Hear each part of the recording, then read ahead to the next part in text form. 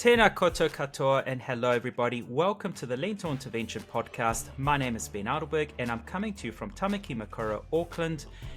Tēnei ka mihi ki te mana, whenua o tēnei rohe, and we acknowledge the local tribal authorities of this land. And g'day, I'm Emma Strutt and I'm currently coming to you from Gungaloo country in Queensland.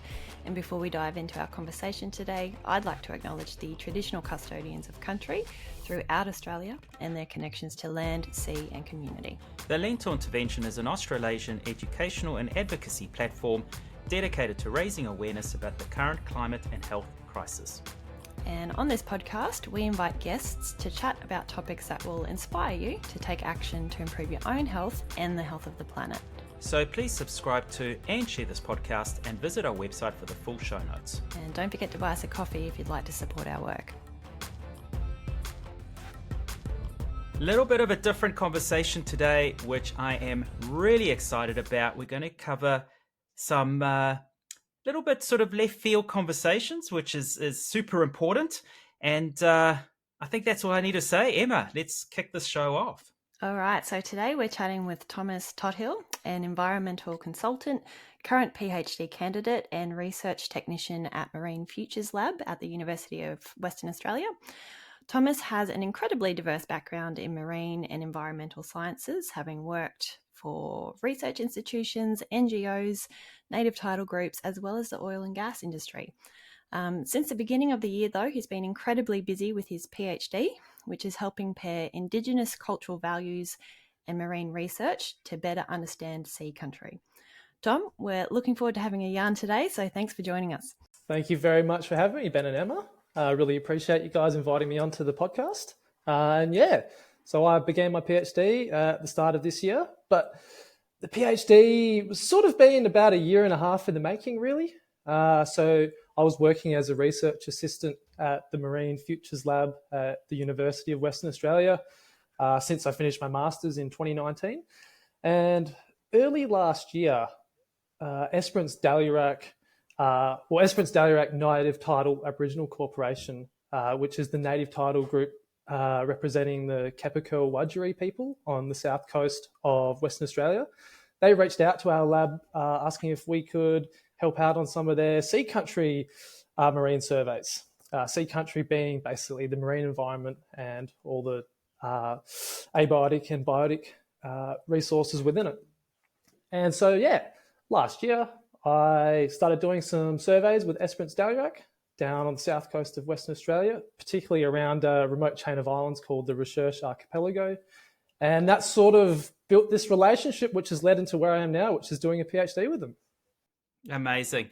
Now, before we get into that, because there's so many questions we have, it's fascinating. You know, we've kind of had a little sneak peek into what you are proposing to do with your PhD here. But let's take a step back. Let's understand a little bit more about who Thomas Tothill is in terms of, are you always from Western Australia, and why you came to sort of have this kind of interest? And of course, we'll delve a little bit into the Masters title as well. So tell us a little bit more about your background. Yeah, so I was born in Western Australia and actually grew up for the first few years of my life in a little town just north of Perth called Yanchep. But then my early years lived the rest of my life in the northern suburbs of Perth. And so my hobbies growing up were predominantly surfing, camping. I played a bit of footy and all the rest. But I spent a lot of my time outdoors. And I think that's sort of what led me to the path I'm on now. I don't know, I had this real fascination with trees, the ocean, just learning about how plants and animals sort of interacted and being immersed in that. So when it came to finishing high school and getting into uni, I decided to undertake a undergraduate degree in marine and environmental science, and everything sort of flowed on from there. And Tom, I know you're super keen to talk about your PhD project, and we are too, but I just want to quiz you a bit on your Masters thesis first, because it was a fascinating topic.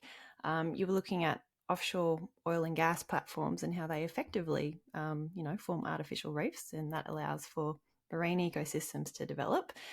But there's a lot of them, thousands of them in the ocean, and some of them are reaching their end of life pretty soon, and they'll require decommissioning. But that's pretty complex, isn't it? There's a lot to that. Yeah, so oil and gas decommissioning is a really interesting field that's sort of emerged in the last, well, at least in Australia, only in the last sort of decade, but it's kind of been a focal point of science for the past few decades in the US, particularly the Gulf of Mexico. So Australia's oil and gas industry is a bit younger in the sense that it's not as hasn't been around for as long as it has been in the US. But yeah, so when a platform gets constructed and set up in the ocean over its decades-long lifespan, sometimes 40 to 60 years that it operates, it effectively can turn into an artificial reef. So within 5 to 6 years, generally the attributes of the offshore rig resembles that of an artificial reef. There's a lot of colonizing algae, ascidians, invertebrates on the platform itself, and your demersal and pelagic fishes tend to be hanging around it. So when it comes to decommissioning these rigs once they stop producing oil, there's quite a big dilemma on what's the best way to do it.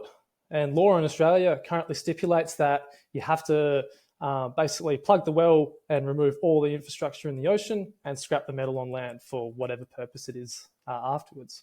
However, in the United States, particularly in the Gulf of Mexico, they do have a rigs to reef program where they do essentially convert the old rigs into artificial reefs for fish habitat. Now, I did quite a bit of digging into this just because I recall a couple of years ago, this started becoming a bit more, I wouldn't say relevant, but more topical. And one of the big issues is that in theory, yes, you just plug it and you do what you do with it. You leave it in or you take it out. But the plugging has not been as effective as it should be, and there's a lot of leaking happening as well. Now, that surely would, and even during the lifespan of these platforms, there's a lot of leakage that happens. That surely would counter a lot of the positive effects that you're getting from having these new ecosystems sort of evolving around a particular rig. Well, that's a great question. And it's something that sort of hasn't been looked into to the same extent as the positive benefits of offshore rigs. Part of it is because coming into the decommissioning space, a lot of the people that are funding the research are oil and gas companies, as it often is. And that doesn't necessarily mean that the results from the research are not independent, because they're often done through universities and research institutions. But it tends to be that sometimes the research focus is more so on the positives than the negatives. And the leaching of oil and contaminants post-plugging or during oil production itself is for sure an issue. And it's not something that I'm incredibly well versed on, because being an ecologist, I've more focused on how the platforms themselves actually function as a reef, or how they improve or enhance or negatively affect fish populations.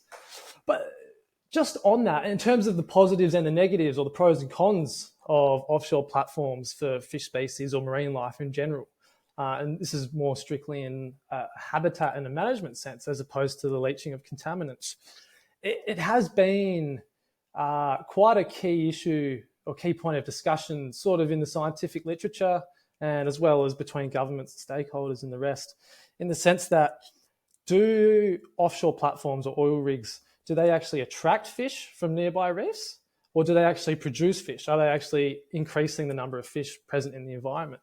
And so there's this sort of dichotomy between attraction and production.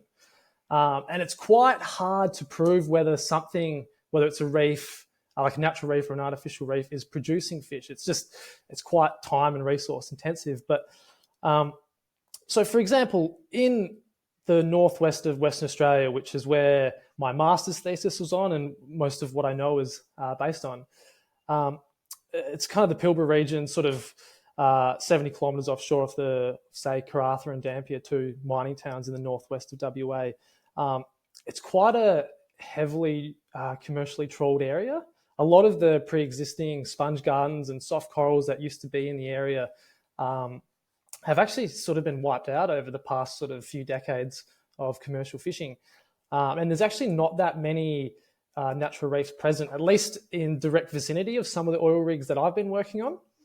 And in that sense, sometimes these offshore rigs actually provide a habitat that wouldn't normally be there.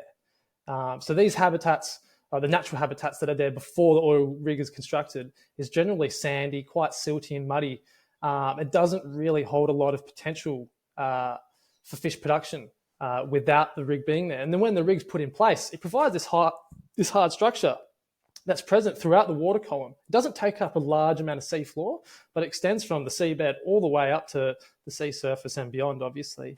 And it provides a lot of structure for fish to settle on, juvenile fish to settle on, for larger pelagic fish to find refuge at.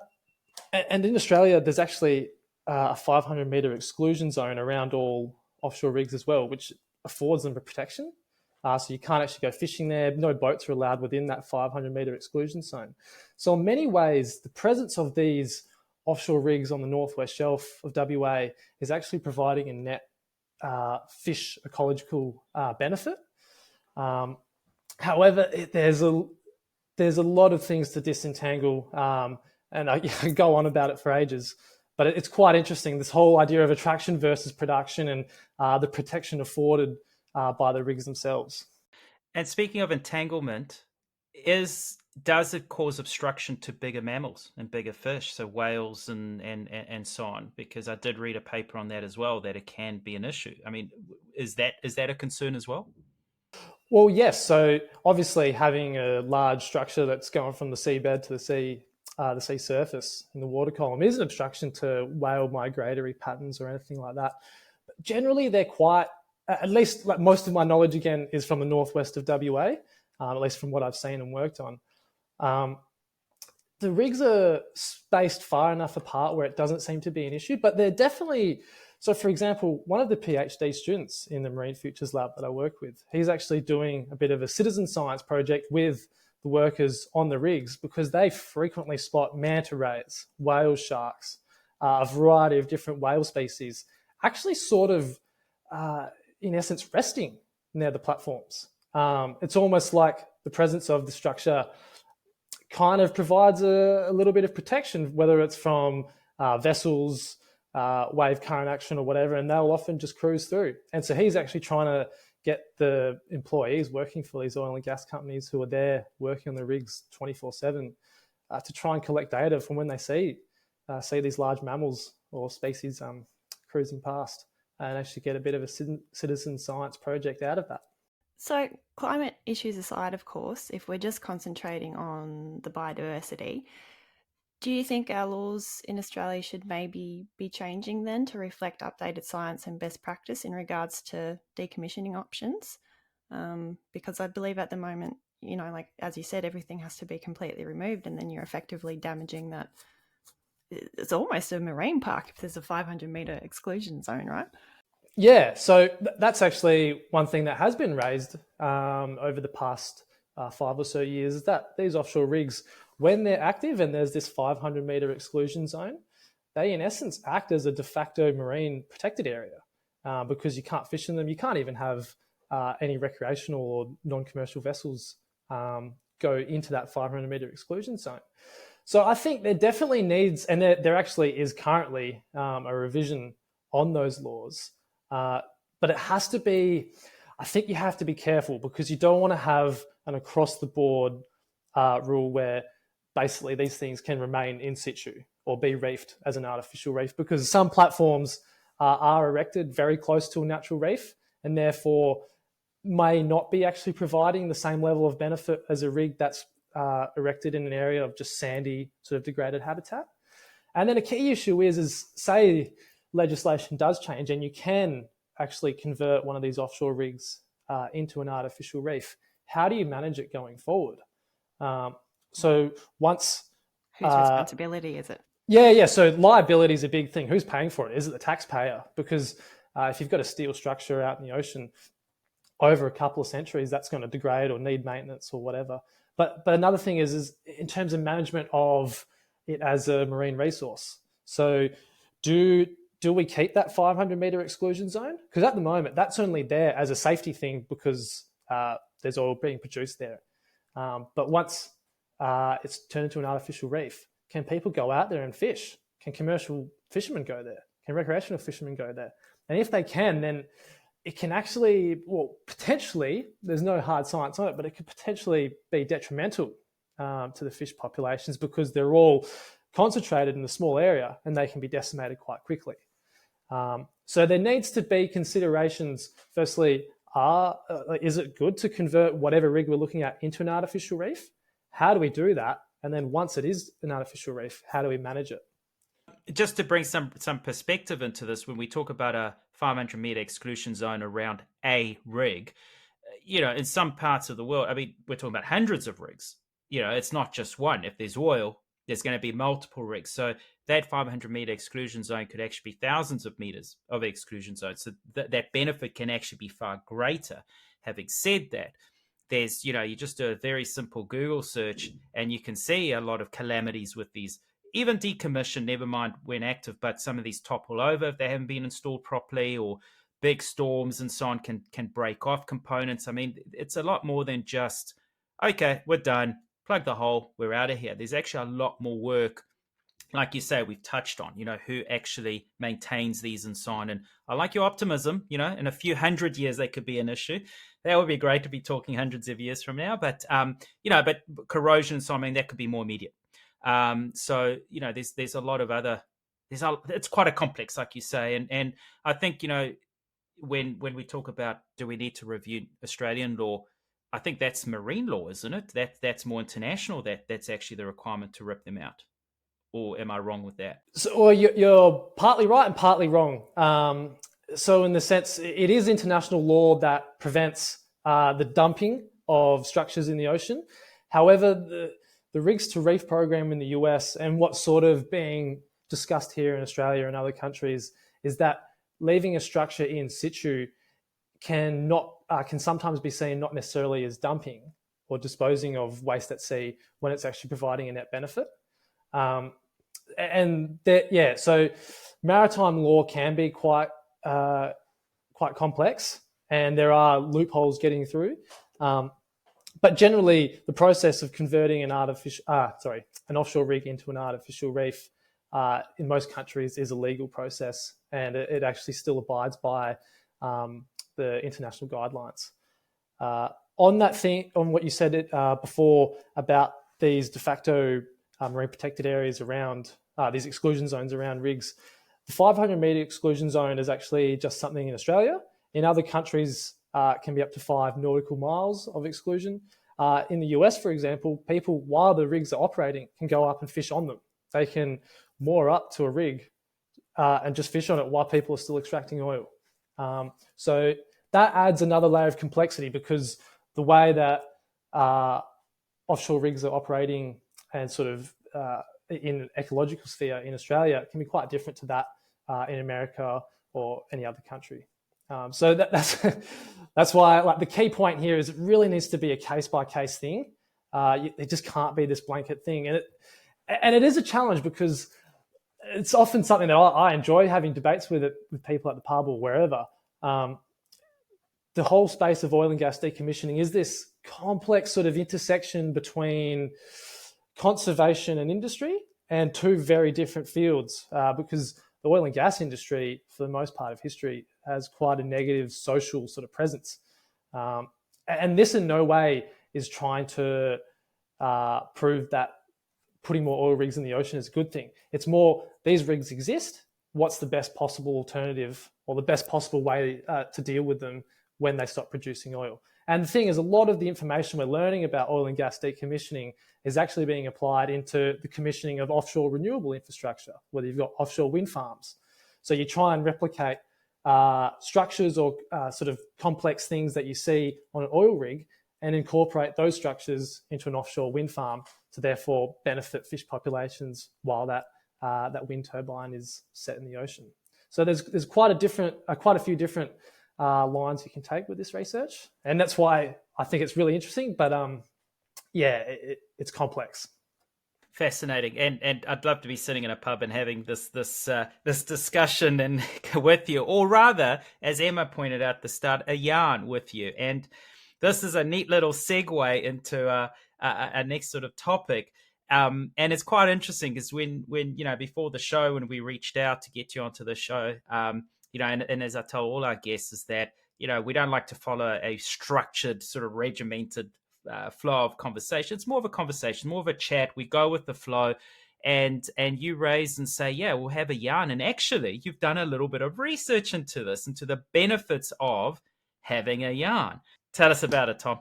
Yeah, so it's funny because I didn't really know that yarning was actually something that was commonly spoken about in the research literature. So I've been working with Esperance Daliarak, as I was saying, for just over a year and a half now. And I guess that's just sort of their way I operate. I'll go down there and I'll hang out with them like in areas or environments that they're comfortable in and just have chats. It's sort of how I am. I can sometimes be a little bit unprofessional in a sense, but sometimes that works out quite well. And then as I sort of progressed into starting my PhD at the start of this year with Esperance Daliarak, I had to go through the process of writing my research proposal and getting human ethics approved to do research with Indigenous people and Indigenous communities. And during that process, I actually learnt that the process of having a yarn, just sitting down and telling stories, having a chat with senior knowledge holders around a campfire or just having a cup of tea at their house, or to be honest, one of the most beneficial things I've found is when I'm in Esperance, just having chats when you're driving to locations. As is typical of Australia, the distance between areas is so bloody far. You're often sitting in the car for an hour when you're going out to a field location. You end up just getting caught in a conversation, exchanging stories, and sometimes that's the most valuable way of sort of building a relationship, building that rapport, and therefore actually sort of getting a net benefit for the research that you're doing. And then through this process, I learned that there's a number of literature reviews online stating that yarning, this idea of storytelling, is actually the most recommended and sort of most beneficial way of engaging with Indigenous Australians in research. And one of the terms I came across, which is predominantly used in Northern Australia, particularly in the East Kimberley, is kapati. Kapati is the Creole word for cup of tea. And they often say, employ a kapati approach to your research, where as soon as someone yells kapati, you sit down, have a cup of tea, and exchange stories. And I mean, it's so important to do that, isn't it? Especially with the research that you're doing. I mean, oftentimes there's a bit of a disconnect between the Western approach to science and then Indigenous knowledge. But I mean, Indigenous knowledge, especially in Australia with Aboriginal and Torres Strait Islander people, it's often place specific. So they've refined their knowledge over thousands of years through careful observation, which is science, by the way. So we really should be taking note of that. And we've got so much to learn, don't we? Yeah. So I like the point you raised about sort of the two different worldviews or approaches to science between Indigenous knowledge systems and Western knowledge systems, or Western scientific methods. And it's something that I've tried to grapple with from the outset with my PhD. And I think it's something that I naturally do anyway, but you have to sort of formalize it in the sense of a PhD or a research project. But it's interesting because, as you say, Indigenous knowledge systems, they're very complex and holistic. And a lot of people refer to them as traditional knowledges, and they are. But Indigenous knowledges are also cumulative, and they're situated in the sense that their knowledge is built through time, and the knowledge that the knowledge holder has is not separable from that person that holds the knowledge, nor the environment that that knowledge is based on. And that sometimes is slightly different to how we as Western researchers sort of approach science. Sometimes we have our own narrow field of view. Like, I'm a marine scientist, I know marine science. And it's quite interesting. Esperance Daliarak, they're collaborating with a variety of different researchers from different fields, not just myself. So they have people from botany, marine plastics, seabirds, terrestrial ecosystems and that. And they often say that they're the ones that have to bring all of us researchers together to do this multidisciplinary or holistic research, because us on our own, we tend to get focused in our narrow little fields and can't see the bigger picture, which in some ways is quite true. But I do find it funny that they actually do poke fun at us in that sense.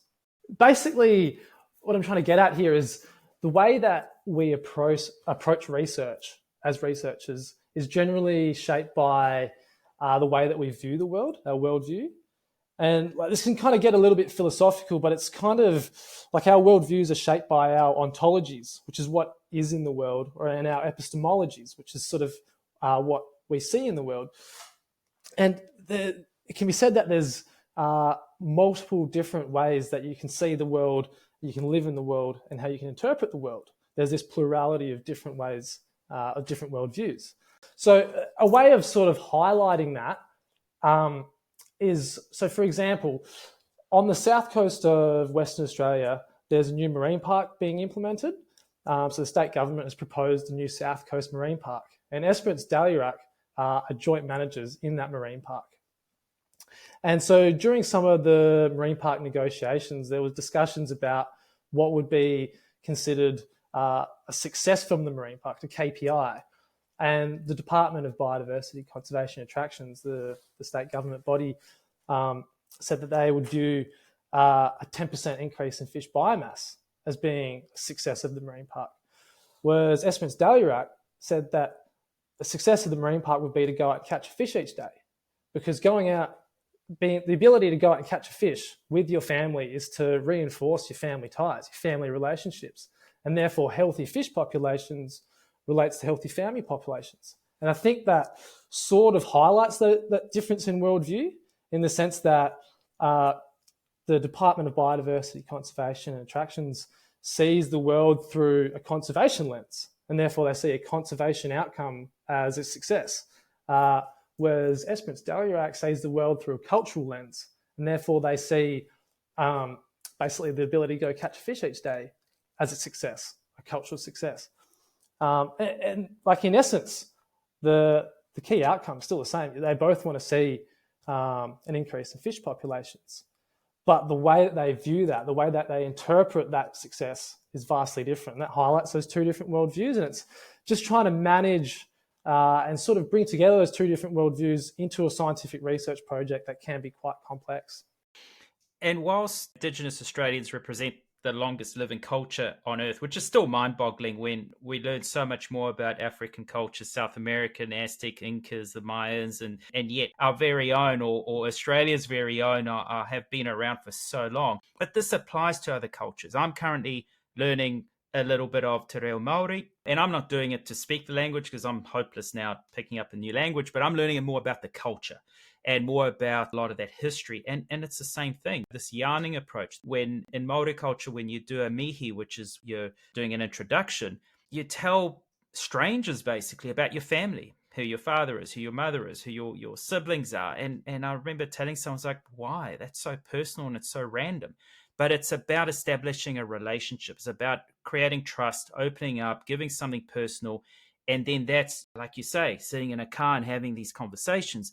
It's just starting with the random things.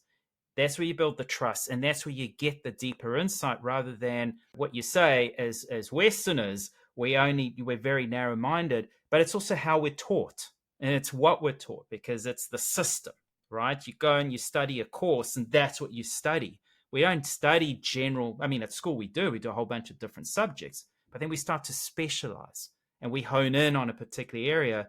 Whereas we need to take that holistic approach. And that's what a lot of these Indigenous cultures offer, is that holistic approach. They understand the connectivity between so many facets of what's on land, what's in the water, but also cultural connectivity. And that example you just spoke about, the success of a marine protected area is not so much that there's that counting numbers, there's X amount of fish. It's that ability to bring that social aspect as well. Can bring the family in, and you're creating a creative time. That's the connection with man and land or sea or the planet. So it's just a wonderful perspective that so many more students should be open to.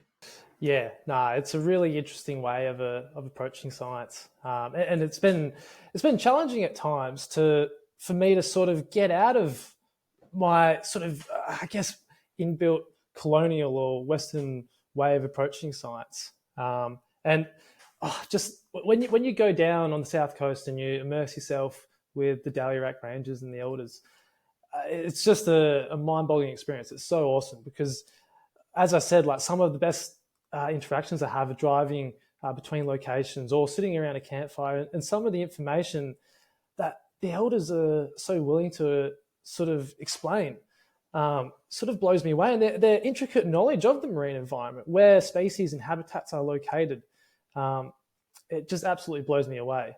And it's something that I'm really trying to capture in my research. And I mean, of course, Western science, traditional Western science and technology can tell us a lot as well. But we really do need to more and more be weaving those two approaches together. I think those two knowledge systems kind of at the interface of where they merge, that's where we're going to be getting the biggest shared benefits moving forward. And that's why I'm really excited about your PhD topic. I think it's just hopefully the outcomes from this will help shape, you know, the development of the marine park when it gets established. Tell us more about the area, the archipelago, and why it is so special and unique. Yeah, so the Research Archipelago, it's a chain of islands off the south coast of Western Australia, off a little town called Esperance, for those people that know WA. And the Research Archipelago, it's an amazing place. You go down there, it's a temperate ecosystem, marine ecosystem. It's on the southern border of WA. And it's just, for the most part, for an area in a developed country, it's relatively untouched. In saying that, there are some commercial fishing operations down there, and recreational fishing is quite a key hobby for a lot of the locals in the area. But the weather down there is quite, where you can get some pretty hectic winter storms. There's a lot of swell. It's very exposed to the Southern Ocean. So the weather itself does afford the area some protection. But the reason why it's of interest is that for such a large archipelago, there is very little scientific studies done in the region. There's only 2 published studies on the fish ecology of the Research Archipelago, which is pretty amazing for such a large feature of Western Australia. And now that there's this new proposed marine park, the need to sort of understand what fish are hanging around the areas and what numbers is really vital to sort of benchmark future changes once the marine park is established. And another thing that's of key interest about the Research Archipelago, which sort of ties in why I'm doing this with Dalyrac, is that the archipelago itself, all the islands down there, these granite sort of islands that just protrude out of deep water, they're actually ancient headlands of what used to be the coastline 10 to 20,000 years ago. So as you may be aware, at the last glacial maximum, which was about 18 to 20,000 years ago, sea levels were quite significantly lower, up to 120 metres lower in certain areas. So these islands that are now the Research Archipelago, the offshore islands, actually represent old headlands that people would once have camped on, hunted on, fished off of. And all the seabed that's between these islands actually represents a submerged landscape. It's very possible, it's known that traditional owners of that area would have walked across and camped on what is now submerged by the ocean. So in that sense, it adds this extra layer of complexity when it comes to sort of doing these marine surveys, because not only are we looking at what fish and what habitats are present in a specific area, but what does that area mean culturally? What's the history of that area when that area was once land? It's quite interesting because, as you may well know, like a lot of Indigenous cultures don't necessarily see a boundary between land and sea. It's all just country. However, for the sake of management and whatever, there is terrestrial ecosystems and sea country. But I think it's really interesting trying to capture the sort of history of this submerged landscape of the Research Archipelago and sort of capture that in our marine surveys. And I should actually just get you to define what sea country actually refers to. Obviously, it's a little bit more than just specifically the ocean. Yeah. So, yeah, there's more to sea country than just it being the ocean. So sea country generally, it's basically the marine environment. Hang on, I've actually got a definition here, which is the most up-to-date definition. So sea country is a term used by Indigenous Australians that refers to environments associated with the ocean, such as coastlines, marine areas, islands, and all the living and non-living natural resources within them. So yeah, sea country is more than just the marine environment. It's everything within the environment, the fishes, the sediments, and then the islands themselves and the seabirds and the coastlines that are adjacent to the marine environment itself.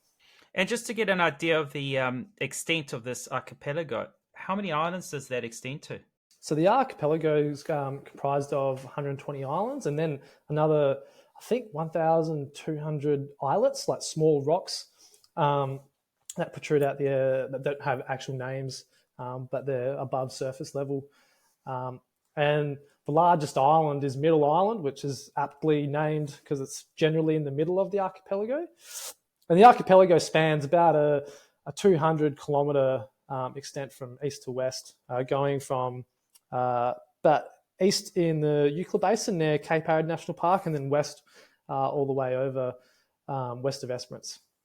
And how are you going to be like capturing your data there? So obviously we've got the yarning, but there's a second component to your PhD project, isn't there? Yeah, so I generally specialise in the use of BRUVs, which are baited remote underwater video systems. And so BRUVs are they're basically an underwater tripod, like a metal sort of tripod system with two cameras on this crossbar. And the two cameras are angled in facing towards a bait camp, which is directly out in front of the cameras. And so these two cameras, or these camera systems, they're actually pre-calibrated in a pool, so we can get an idea of 3D space. So when you have the two cameras there, we call that being in stereo. And it means when you have a stereo calibrated camera system, when you deploy them in any marine environment, so for these ones I'm talking about, these tripod looking things, we deploy them on the seabed for an hour, we can actually count every fish that comes in to the species level and actually measure them as well because they're in stereo. And the accuracy of the stereo measurements is quite high. We can get millimeter accurate measurements on fish. So yeah, there's actually quite a lot of data that we can get from BRUV's video footage. We can get species presence and absence, so species richness. We can get the abundance of certain species using a metric called max N. It's quite a conservative metric, but it's basically the maximum number of a specific species that we can see in any one frame. And then we can also get, obviously, the size of the fish, which basically can determine whether it's a juvenile or an adult. And then using abundance and the sizes of the fish, we can actually get biomass. So the total mass of all the living fish in that specific area. And so basically, as you said, having these yarns with the Daliac team is the first part of my project, and then deploying BRUVs is the second part. But the way that we're sort of integrating those two is that I'm going to be having these yarns or these conversations with the Daliac team to basically capture and understand where they consider areas that are of cultural importance or species or habitats that are culturally significant within the archipelago, and include that with we actually have, because I've been working with Daliac for a few years now, we actually have some existing stereo BRUVs data from the archipelago, and utilize both the information gained from the yarns and these areas that we have information already on to basically develop a new sampling plan, which will be the basis of my PhD. And so a PhD generally has 3 to 4 research questions or research chapters.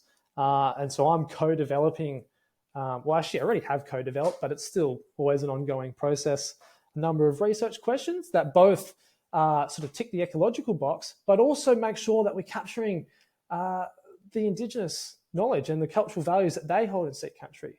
The last thing I want to do is be the typical white Western research that comes up with a research project and just ask them to come and collaborate with me. This needs to be a co-developed project that's co-run, so everything the whole way through is joint managed.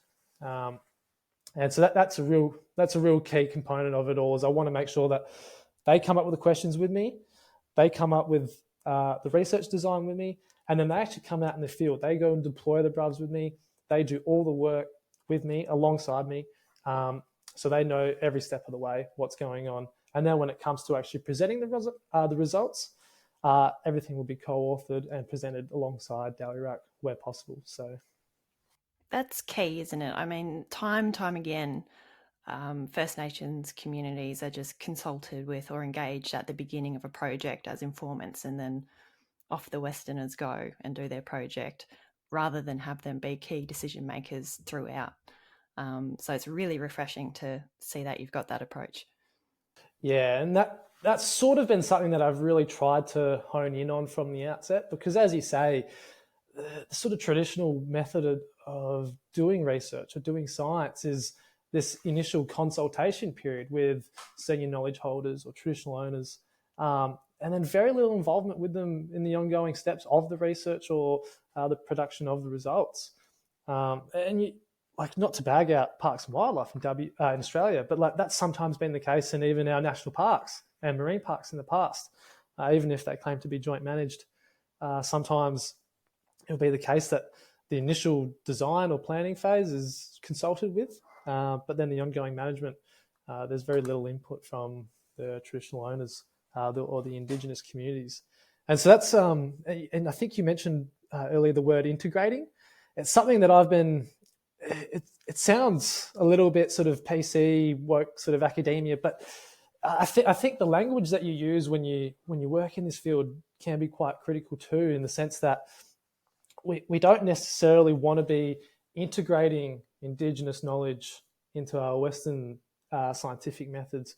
We sort of want to recognise that Indigenous knowledge systems is its own different worldview, and pair it with our Western worldview and sort of have both of them represented. We don't want to have our Western or colonial sort of research approach and just integrating Indigenous knowledge just for the mere improvement of our Western scientific methods. So I've been quite careful in some of the language I'm using, because I know when it comes to doing science and research, language is a key part of it.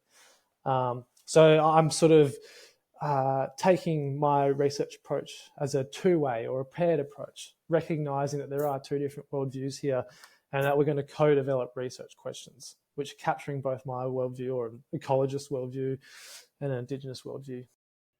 So language is a component to be aware of, but what else do you see as challenges taking this kind of approach? Because it sounds too easy. There's clearly a lot of groundwork that has to be set here. There's obviously a lot of trust that needs to be established, because anyone coming along and saying, because they've seen it all before, and like you say, in most cases, they're engaged at the outset and then kind of disregarded as the project or research progresses. So what are some of the challenges to really make this work, this approach? Yeah, that's a great point you raised, Ben. The key thing is it's time. And that's been a big learning curve for me, is that it takes time to build these relationships and this level of rapport to kind of to tackle a project in a co-managed or co-developed way. And I think when you live in a modern society where whether you work in consulting or for government or in research or whatever, the time taken to sort of build those relationships isn't necessarily built into the timeline for a project.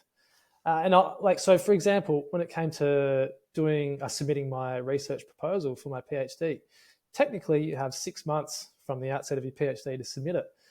And if I was just doing any old research project, I would have smashed that thing out in 1 to 2 months. However, I want to sort of stick to my guns and make sure that at every step of the way that I was engaging with Daliurac and making sure that their views and their knowledge was captured in the research questions that I was going to put forward and tackle in this PhD. And so I went down to Esperance 3 times at the start of this year. And for a whole myriad of reasons, whether it was issues on my end, timing, or things going down in Esperance with the community, it took quite a while to have those meetings and develop these research questions. And in the end, like I got my research proposal in with a couple of days before the due date mark. And I was pretty stressed. And I think it sort of taught me, and it's something that I've discussed with my supervisory team and a few other people, is that there's going to be times where I just physically can't get things submitted or done when they're due, just because if you're going to do this properly, it takes time. Like the way that we sort of live in our worldview isn't necessarily aligned with the way that they see the world and the way that they operate. So we do have to make compromises at times. And one of the biggest things there is actually just setting aside the time to build those relationships and make sure that everyone's comfortable with everyone and what's going on. So I think that's probably the largest challenge here, and that's what a lot of people historically have struggled with, I think, is that to get a project up off the ground and you want to do it quick, it takes time if you're going to do it properly like this. But you may as well, right? Otherwise, you're wasting your time by rushing through and not doing it properly. So yeah, exactly. Yeah. It's such a valuable lesson. It really is, because just like anything in life, any form of relationship in life, you can't rush it. It just doesn't happen. Like we've said now, it's about breaking down barriers and stereotypes and so on to really get to know each other, build the trust, build the relationship. It doesn't happen in one sitting. You can't just turn up and say, right, I've got half an hour, we're on the clock, let's get this done. It doesn't happen like that. So perhaps it actually goes a bit deeper, because like you say, I think it's the academia sort of system as well as these deadlines. It's around funding, it's around expectations, reporting. So you are rushed and you don't have the time to do this. So I think you're in a very fortunate position as well to have the support, and I suppose the understanding as well from your team around you in terms of allowing you to, okay, do it the right way. If you're missing some deadlines, at least you're still going to achieve that outcome. Otherwise, then, like Emma said, you're wasting your time as opposed to really investing in it. So I think that there's a bit more to that rather than just your assignment here, your research. I think it's the whole system that needs to be reviewed if we're really to bring about change. Yeah, I completely agree. It is challenging, and as you say, in academia, particularly when it comes to research, there's this publish or perish mentality where you have to pump out papers, pump out projects. And as I said, the timelines for this stuff often doesn't have that relationship building process built into it.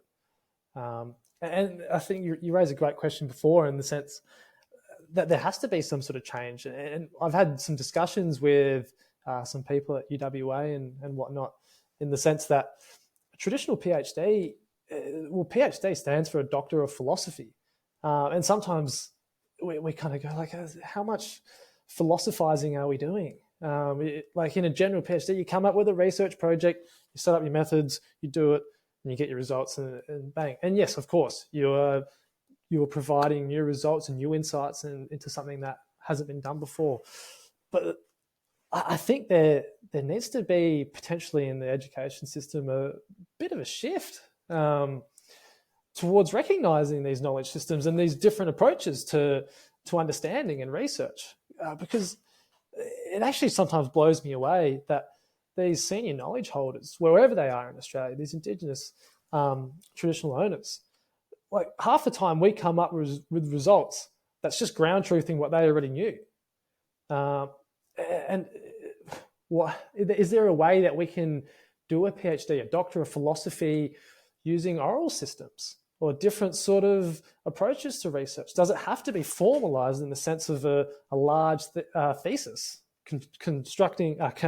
comprised of 4 different research chapters and a general introduction and a general discussion? Can there be a different way to approaching research that sort of includes these different worldviews? And at the moment, there's sort of not, but I don't really know. I just don't know if like the university and education system really allows for that.